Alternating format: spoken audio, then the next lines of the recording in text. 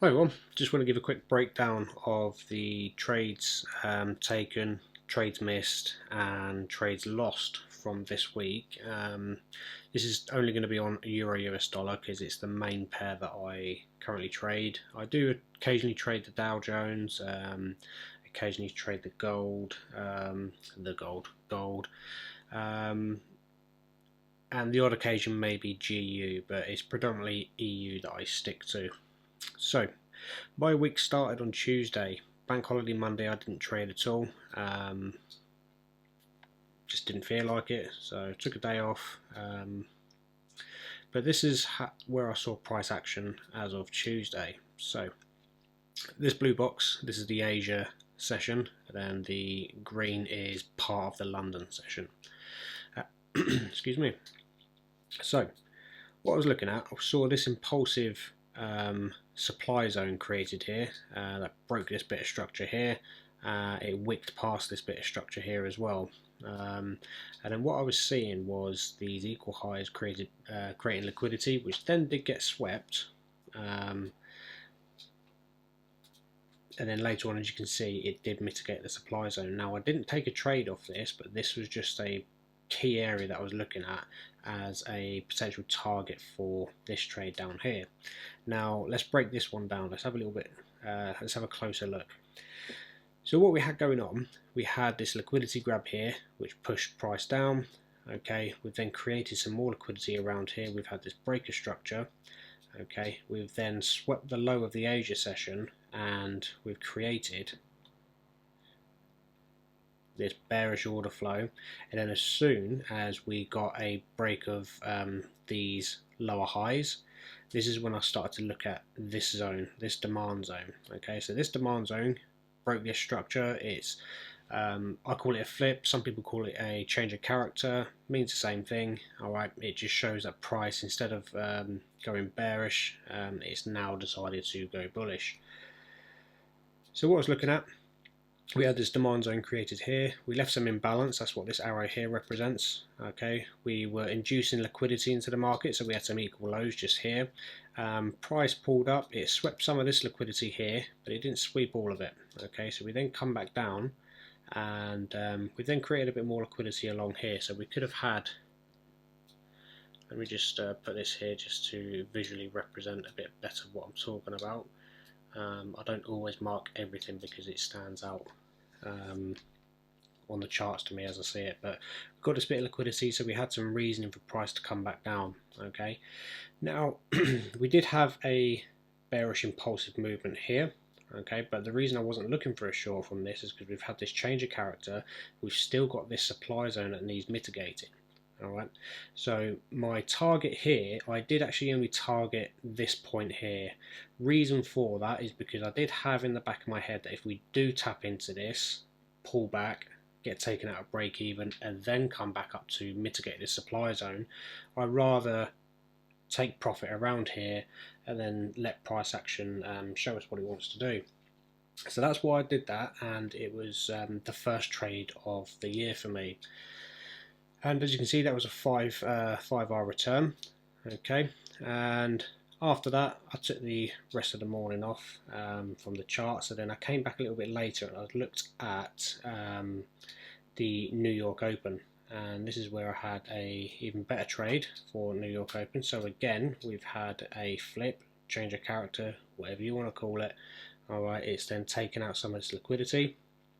We've then created a demand zone, and then what I've looked at doing was entering on the equilibrium of the demand zone. So the equilibrium essentially is just the middle of that demand zone.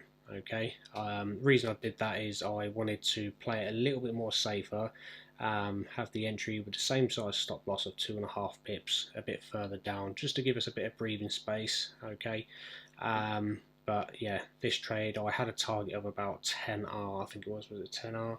Somewhere around there. Okay, and I think I was targeting just shy of this supply zone here. Let me just mark that one out. So we have this supply zone, so I didn't want to have the target dead on the supply zone.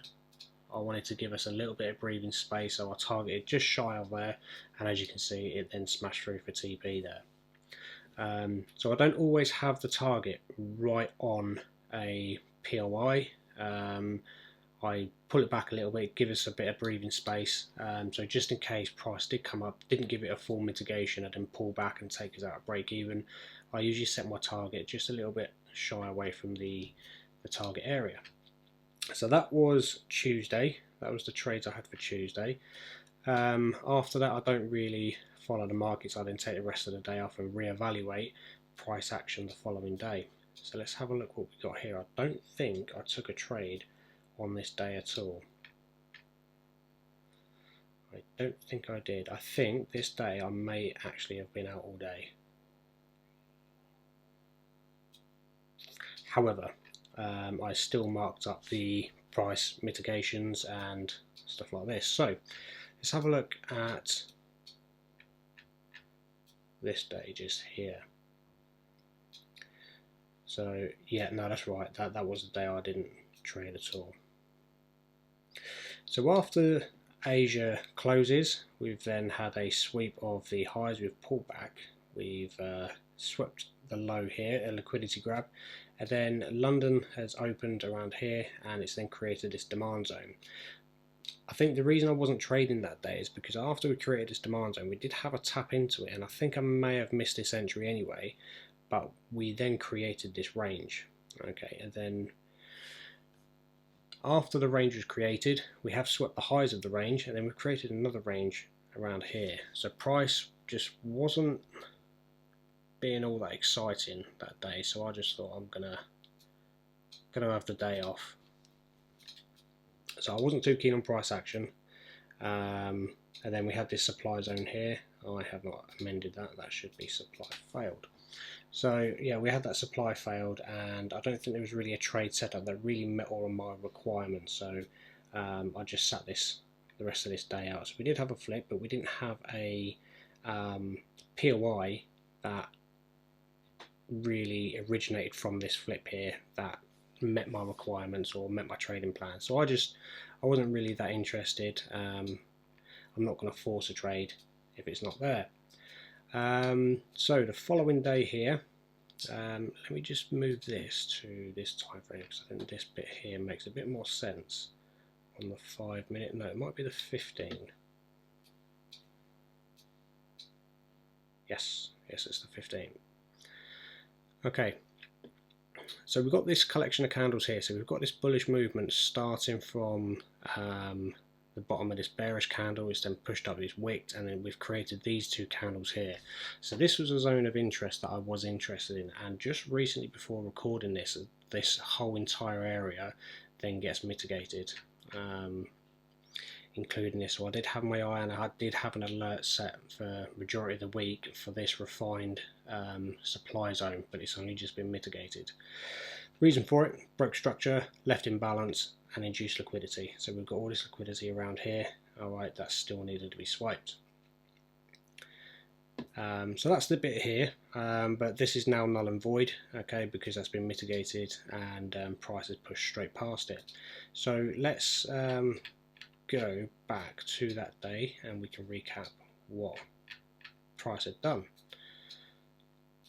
Let's try and get back to where we were. Here we go. Right.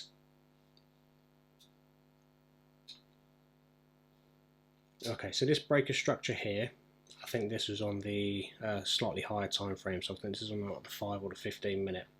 So we had this breaker structure, and that originated from around here.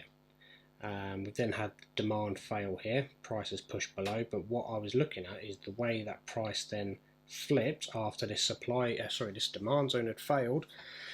This was showing me that this was a sweep of liquidity. So for SMTFX, we call this a session liquidity sweep, just like the previous trade for the London Open. That was a session liquidity sweep as well. So we've swept the lows of that session. We've failed a demand zone. We've had a liquidity grab because this is where prices come down below the demand and decided to push higher.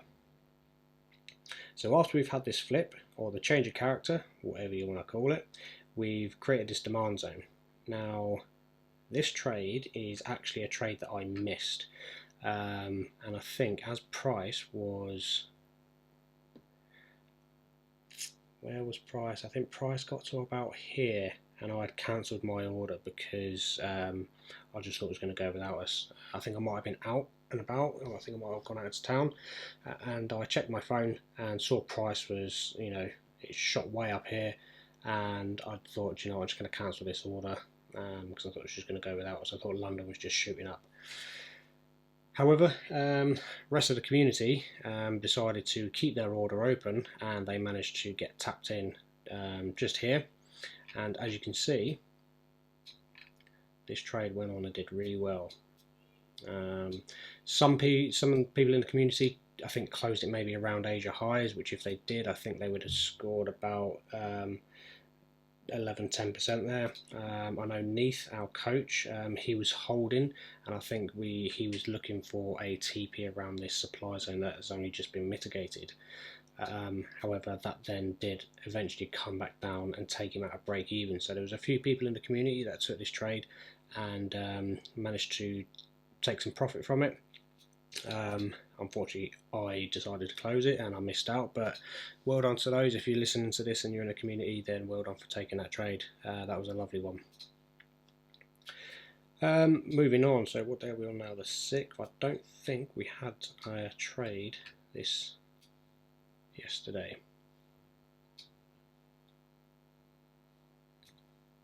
Sorry, 6th. No, this is the 6th. I've lost track of days. This bank holiday on Monday has messed with my week. So we're now coming on to today. So today I took a couple of losses. So let me just break these down and explain why I took losses here. So first off, let me just explain this price action. Right, so we've got this range created here. And we've also got this supply zone just up here. Now this range left us with this supply zone, but I wasn't looking at taking a trade from here because we were inducing liquidity here. So we've got liquidity to the top of the range. We've got the impulsive bearish order block or supply zone, which is taking liquidity from the bottom of the range. We have then stagnated across through the Asia session. We've created these equal highs, we've then created these equal lows, and what I was looking at was we've then had this demand zone, which is the origin of breaking past this supply zone. So this blue box, I'm calling them breaker blocks. All right, I'm not looking at taking trades from them. I was expecting this to be mitigated, come back down. We've then kind of mitigated a small portion of this range here, and then we've pushed up, created a new demand zone, price to come up and mitigate this supply. Now, once we had this supply mitigation, we've then had, I'll tell you what, let me just put price here. You'll be able to see a bit clearer why I've taken this trade and why it's also lost. So we failed to make new highs. All right, we kept wicking, so it was showing me that price wanted to push bearish, and then we've had a candle close below the recent low, and because of that I then put a pending order on, and as you can see, let's advance price a little bit more. We get tapped in, and I think we break into a little bit of profit for a split moment there, and then very quickly we got taken out. Not ashamed of it. Losses are a part of trading. It does happen. You can't win every trade, and considering the start of the year has been quite good so far, I'm not bothered one bit. Okay, so this trade, yeah, didn't pan out too well. I then had this area as a flip or a change of character, which we had here. Now I was looking at trading this, and as you can see, this is what NFP has done. NFP has just smashed straight through it. I did have a pending on my personal account left there, which I'll be honest with you, probably should have cancelled, but that one took me out. And then I also tried to take a little bit of price action trading from, I think it might have been one of these POIs. I think it might have been this one around here, just after NFP hit, and that got taken out as well. So I've lost this one, and we've had this POI around here. It was quite an aggressive trade. Not something that I would say was a strong confluence. It was quite aggressive. I had quite a good week, and I wasn't too fussed about taking a couple of more aggressive trades. So start of the week good, ended on 3 losses today. However, with the 2 trades at the beginning, one was 5%, the other was 10. Okay, so I'm about 3 and a bit percent down if you include the commission on the account. I think it was 3.8 in total once you take commission into a factor. So not that bothered at all. And it wasn't until yesterday that I actually updated one of my accounts. So I've started a new personal trading account, and I've linked it to my FX book. So if you have a look on our Instagram page, you'll see a link in the bio if you're interested in following that. So unfortunately it's only showing today's trades on there because I set it all up yesterday. So at the moment it's in the red, but it won't take long to get that back in the green. So hopefully you found this useful. Well done to those guys in the community that took those trades this week. You guys are smashing it. If you're interested in getting involved in the community, head over to our Instagram page and hit the link in our bio, or I will leave a link in the description for you to check out. Have a great weekend.